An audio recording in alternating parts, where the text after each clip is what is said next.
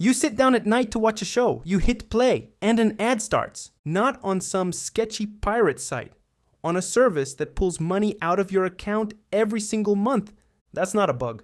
Ads on streaming turned into a business of their own. Netflix alone expects advertising to bring in around $3 billion this year, roughly double what it made the year before. But the ads aren't the most expensive thing they did to your subscription. Here's what actually happened to streaming and how it started pulling more money out of you than it used to. Remember why streaming beat cable in the first place. The pitch was almost insultingly simple.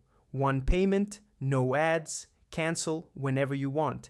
And they honored that pitch right up until everybody who could subscribe had subscribed. Now the numbers. A US household with at least one subscription is spending $69 a month on streaming. That's $828 a year. The average person is carrying 4 paid services. That's Deloitte, the consulting firm, which surveyed 3,500 Americans at the end of 2025.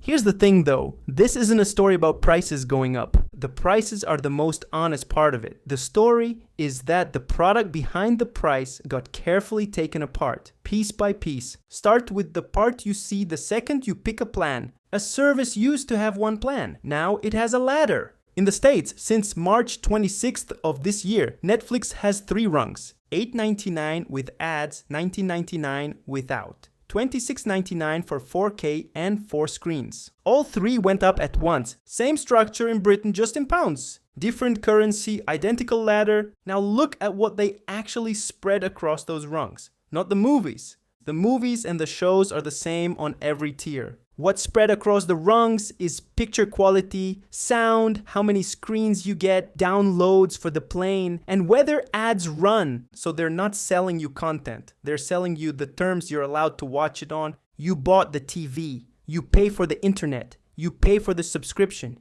And you still hit a wall where 4K isn't available to you. Not because your connection can't handle it, because you're standing on the wrong rung. Now the ads, this is where they really outdid themselves. Ads were the main argument against cable. Streaming took them out and sold you the silence. Then it put them back in and sold you that same silence a second time as its own line on the price list. So how much are we talking? On Netflix, about 4 minutes an hour, and Netflix is proud of that. It flat out tells you that's less than the competition. Sit with that one. A company bragging about how much advertising it doesn't show you, inside a product you already pay for. And it's working. Netflix's ad plan now pulls in over 250 million viewers a month worldwide. A year ago, it was 190. In the States, that's according to the same Deloitte survey, 68% of streaming subscribers are already on some kind of ad tier. 2 years ago, it was 54. While that ad is playing, the service is making money off you twice. Once on your subscription and once on the advertiser paying for your attention. 1 viewer, 2 piles of money. The only thing that ever managed that before was cable, the thing you left. But ads are what they added. What's more interesting is what they quietly took away. On April 10th of this year, Amazon pulled something in the States that's worth going through slowly. Prime Video had an add-on that turned the ads off. $2.99 a month. Amazon renamed it Prime Video Ultra, and now it's $4.99. Fine. So far, that's just a price hike. Now, the actual move. In that same announcement, Amazon wrote that 4K is now exclusive to Ultra. Exclusive. 4K used to be in Prime. In that $14.99 a month membership you probably already have for the shipping. It was just there. Now it's behind its own door. And the key costs $5 extra. Nothing broke. Prime's price didn't move. They reached into a product you're already paying for, took a piece out, and hung a separate price tag on it. In exchange, they tossed you Dolby Vision and permission to download 50 movies instead of 25. And here's the kicker. In that same text, Amazon spells out one more line. Live events, sports, and some other content may still carry ads, even on Ultra. So you pay $5 to turn the ads off. And in the most expensive stuff, the exact thing people switch it on for, the ads are still there. Now you can see what's really going on here. It's a story about them taking a finished product apart right in front of you and selling every piece back to you one at a time. And that's only half the machine. The other half runs when you're not watching anything at all. A subscription isn't a purchase, it's a meter. You switched it on once back when that one season everybody was talking about came out. The season ended in November. The meter is still running. 42% of Americans admit they're paying for at least one subscription they don't use anymore. They just forgot about it. 74% say recurring charges are easy to lose track of. And this isn't about anybody being dumb. It's about the gap between I don't watch this anymore and I went in and canceled it. Somebody collects your money for the entire length of that gap. And that gap didn't get wide by accident. Your subscriptions can get billed from 5 different places. Straight off the service's site, Apple, Google, Amazon, or your TV or internet provider.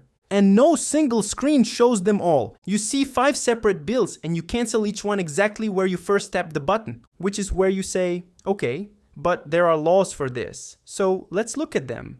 In the States, the federal rule that canceling has to be as easy as signing up got thrown out by a court in 2025 on a procedural technicality, not on the merits. The US market regulator has been rewriting it since March of this year. In Britain, new subscription rules were supposed to land. Remind you before it renews. Don't turn canceling into a maze. They were promised for the spring, then pushed to autumn this year at best. In plain English, right now, in August 2026, in both the US and the UK. Letting you cancel easily is something a company chooses to do, not something it owes you. Fine, you say. I'll keep 2 or 3 services and be done with it. Great plan. The problem is that it isn't your call. It looks different country to country, but the principle is identical. Britain, to watch every Premier League match live, you need 2 services, Sky Sports and TNT Sports. Sky has at least 215 matches a season, TNT around 50. Amazon didn't renew and hasn't shown any football since last season. Germany. The Champions League went almost entirely to DAZN, 186 matches exclusive. And from the 27-28 season, a fan will need 4 subscriptions to see every Bundesliga and European match. That count comes from the German sports outlet Kicker. You don't choose how many apps you end up with. The people who sold the rights chose for you. And once you're deep in that mess, they offer you a way out, a bundle. In Britain, Sky sells you Netflix, Disney+, HBO Max, and Hayu on one subscription. In the States, Disney+, Hulu, and HBO Max come together for $19.99 with ads or $32.99 without. A stack of channels, some of which you don't want, sold as one package, through a middleman taking his cut for putting them in one place. That's cable, full circle. We ended up right back in the thing we walked away from, except now you download it from the App Store. One question left. Why is all of this happening everywhere at once? Did they get together and agree on it? No, they just ran out of new viewers. The cleanest numbers happen to be British. In July, Ofcom counted 70% of British households have at least one streaming subscription. Over 4 years, that number moved up by 2 percentage points, which means it's parked. Meanwhile, the money keeps climbing.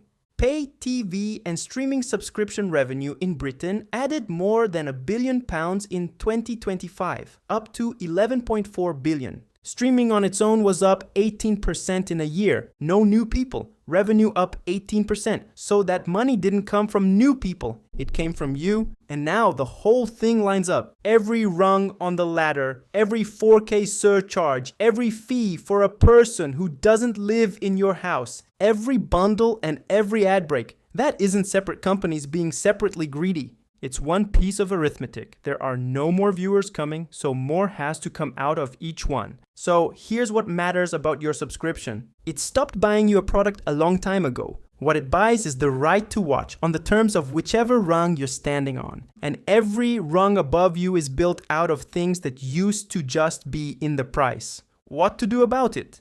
15 minutes some evening? Nothing heroic? First, write out your subscriptions, not by name, but by where the charge actually comes from. The service's own site, Apple, Google, Amazon, your provider. There's almost certainly one in there you forgot about. Then next to each one, put the date of the next charge, not sometime early in the month, the date. Now look at what you're specifically paying extra for on your top tier and answer honestly whether you use it.